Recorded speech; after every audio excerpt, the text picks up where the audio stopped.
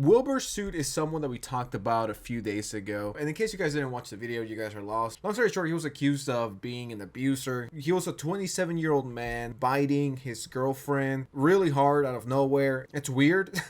Why are you, as a 27-year-old man, going around biting people like that weird kid at school that eats loot, eats his boogers? Wilbur gives me the same vibes as that kid at school, at elementary school, that you didn't want to, talk with, the one that ate dirt. And then he made a response and he was like, I have proof that that's cap, but I'm not gonna show you. It's kind of hard to defend someone who isn't even willing to defend themselves. It's like, if you don't even care or you're not even trying, why should anyone? You know what I mean? Like, the whole situation is just a mess. It's complicated, it's weird, and he did no favors to beat the allegations. But moving into the present, so Wilbur was part of the SMP and Quackity Survivor multiplayer, which is Minecraft related. So a few days ago, Quackity, which is friends with Will and Dream and all of those guys, came out and, well, said this about the whole situation. This next topic is very difficult for me to process, and it's an extremely sensitive thing, and I was waiting for the correct time for me, but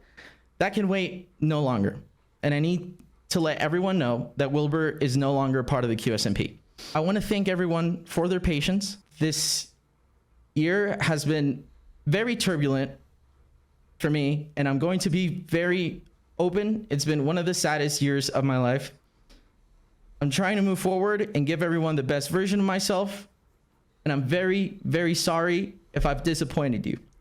But nonetheless, I gotta keep moving forward, and I'm gonna keep working hard, and I'm going to do what's right. I want to make this very clear. Yeah, I hope everyone has a good night. Thank you. Like, I gotta be honest with you guys, I have never really been into Quackity. The closest I've been into getting into his type of content was back when he used to do these videos about Americans Got Talent with Mr. Beast, with KSI. That was the era in which I kind of got into Quackity. Then he started making Minecraft content, and then, really wasn't for me. I'm not a fan of his content, nothing personal, just not for me. But even I feel bad for this dude. It's like, it's sad, but it's like, you truly don't know who your real friends are, because I believe these two were buddies for a minute. It must hurt to have a friend turn on you like that and just completely backstab you, and then when it's time to show receipts, he doesn't show up anything. Yeah, I feel bad, and you can even hear the pain in his voice. Yeah, it just sucks. It's just a very whack situation for everyone, for Quackity, for whoever else is in that community, and of course the girlfriend. Not to get corny, like those 12-year-old edits of like,